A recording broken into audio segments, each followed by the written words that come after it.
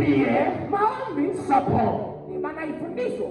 L'une des difficultés que nous avons et la difficulté des églises de réveil, lorsque la personne va passer par les disciples ou les processus pour que la personne soit enfant de Dieu, lorsqu'on va juste baptiser la personne, c'est fini.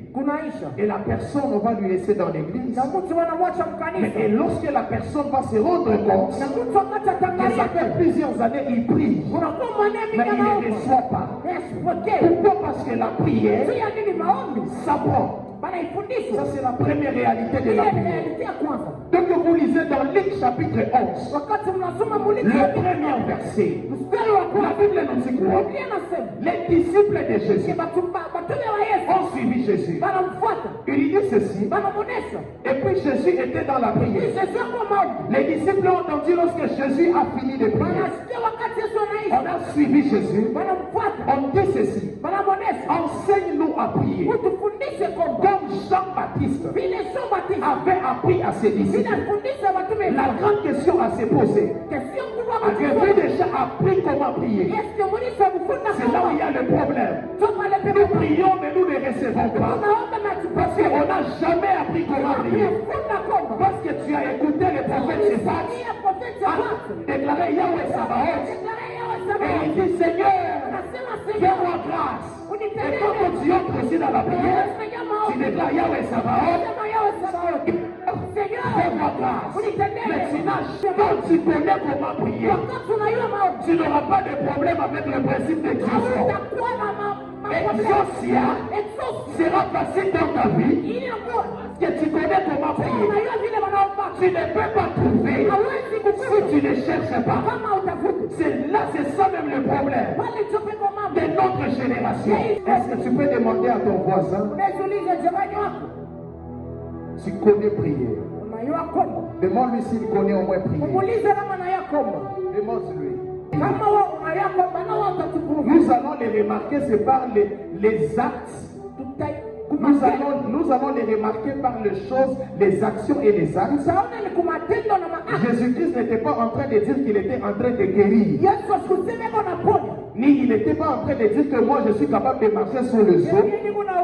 Mais il était en train de démontrer qu'il pouvait marcher sur le sol.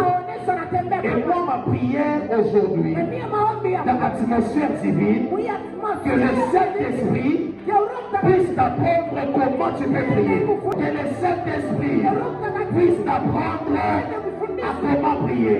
Quelle prière existe? Jacques chapitre 2 verset 3. Jacques chapitre 4 le verset 3. La Bible dit, vous priez, vous ne recevez pas. Parce que vous faites quoi? Non, nous sommes ici à la cité de refuge Manaï. Vous priez, vous ne recevez pas. Parce que vous faites quoi? Vous priez mal. Donc cela veut dire que c'est possible depuis que tu es né. Jusqu'aujourd'hui, on a tu pries mal. Lorsque j'ai lu ce verset, j'ai dit Seigneur, peut-être c'est possible. Hein? Depuis que je suis né, j'ai prié. Mais je ne connais pas prier. Hein? Et puis de deux, j'ai pris mal. J'ai pris mal. Et la prière, une mauvaise prière existe. Si la Bible peut dire que vous priez mal, cela veut dire qu'une mauvaise prière existe. Prophète, est-il possible que pendant toutes ces années, que tu as toujours fait de mauvaises prières, que Dieu n'écoute même pas, que Dieu n'accueille même pas? C'est comme ça que tu vas crier. Le mal avec nous les chrétiens, Banaïcha n'a pas Bishilani Bababaye. À ce moment-là, on a ça. Moto Aïnako.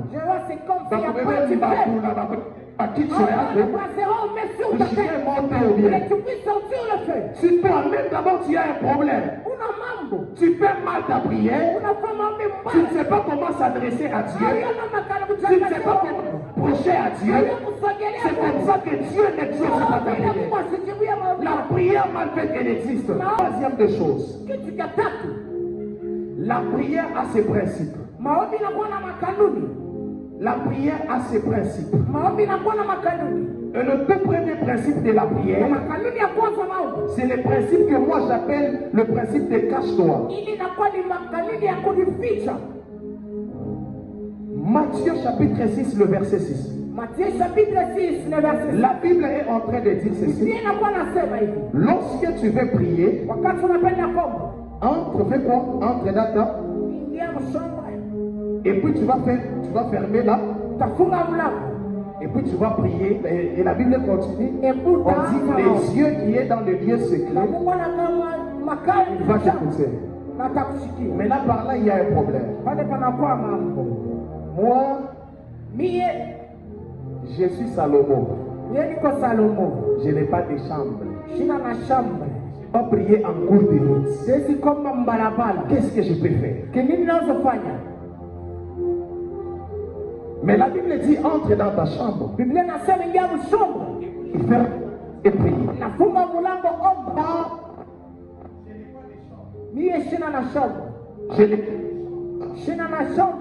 Et je n'ai pas de porte. Et ce cache-toi, c'est quel principe? C'est un principe qui parle de la concentration dans la prière. On dit entre dans ta chambre et prie. En face de moi, il y a une sœur qui me pose la question, qui me dit prophète, dans une minute je dois prendre une décision, est-ce que tu peux m'aider? Est-ce que je dois laisser la sœur? Elle m'a dit attends d'abord, je vais d'abord rentrer chez nous, chez moi là. Comme il y a la chambre, je vais m'enfermer. Et vous allez comprendre avec moi, la chambre ne peut pas seulement être physique, mais la chambre peut aussi être spirituelle. En réalité, Jésus pouvait dire ceci. Lorsque tu veux prier, ce n'est pas seulement question de gymnastique. Ce n'est pas seulement question de mots. Mais si seulement tu n'entres pas dans ta chambre, cela veut dire que tu n'entres pas en toi-même. Que tu ne te concentres pas. Tout ce que tu vas faire, ça sera un gymnastique. Ça ne sera rien que de travail inutile. Écoute-moi. La prière sans la concentration. La prière, c'est une activité qui est spirituelle. Et si tu dois prier, tu dois vraiment te concentrer. Tu dois vraiment te concentrer. Et moi j'ai toujours dit ceci. La concentration, c'est le fait de taire tes pensées, tes émotions, tes sentiments, tes désirs. Lorsque tu vas les faire taire, la prière que tu feras aura de l'impact par le nom puissant de Jésus. Écoute-moi ceci. Papa Jérémie a toujours dit ceci, que tu ne peux pas faire de grandes choses si et seulement si tu n'as pas maîtrisé, tu n'es pas concentré ou tu n'as pas maîtrisé les pensées. Moi je pourrais dire ceci, la concentration selon Papa Jérémie, c'est l'art de maîtriser les pensées. Et il a toujours dit ceci, que les pensées est comme un chimpanzé. Et tu ne peux pas accomplir de grandes choses si seulement tes pensées ne sont pas maîtrisées. Le patriarche a toujours dit ceci. L'homme, il est le résultat de ses pensées. C'est des déclencheurs, des agissements de Dieu dans ta vie. Une prière qui n'est pas conditionnée par la foi. Cette prière n'aura pas d'impact dans ta vie. La Bible dit dans Hébreu, la foi est une ferme assurance. Quand on parle de la foi, on prend la définition de l'hébreu. Vous allez comprendre qu'il y a trois choses. On parle de l'espérance, on parle de l'assurance, on parle de la démonstration. On dit la foi est une ferme assurance de choses qu'on espère. Tout doit commencer d'abord par l'assurance. L'espérance, c'est le fait d'avoir ça peut, ça va se faire. Tu crois ton fiancé le lundi, le mercredi il vient chez toi. On compte les vendredis. Les samedis, tu fais les mariages. Et les dimanches, tu es chez toi. Quelqu'un me dit c'est impossible. Moi, je t'annonce que cela est possible au nom de Jésus. Ah! Laisse-moi prophétiser. Dans ta vie à toi, s'il y avait des choses qui ne marchaient pas, parce que tu espérais, aujourd'hui, tu entres dans la démonstration. Oh mon Dieu, oh mon Dieu, oh mon Dieu. Oh mon Dieu, oh mon Dieu, tu ne vas pas espérer qu'on va te donner l'argent. Aujourd'hui là, quand tu expérimentes ce que tu espères. Tu ne le vis pas, mais tu es en train de le voir.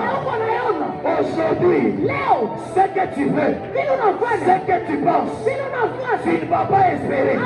Tu le vois maintenant. Non, je vois comment quelqu'un il va toucher des documents parcellaires. Ah! Non! Tu donnes un bon amen. Tu expérimentes aujourd'hui. Tu touches le document parcellaire. Aujourd'hui, tu rentres à la maison. Ton fiancé t'appelle. Il te dit, le mariage, c'est dans 3 mois. Le ciel est ouvert. Et voilà. Maman, ils sont dans l'ordre de Melchisédek. On doit expérimenter des choses tout à coup. Tu pries. Moi, j'ai le fils de camp. 6 mois. Ma soeur, Dieu fera grâce. 6 mois. Par des moments célébrés. C'est le désert. Désert depuis Yanzak. Penye batoto ya Israel baringianga wanatoka. Baringia mukana. Ule ser depuis maneo.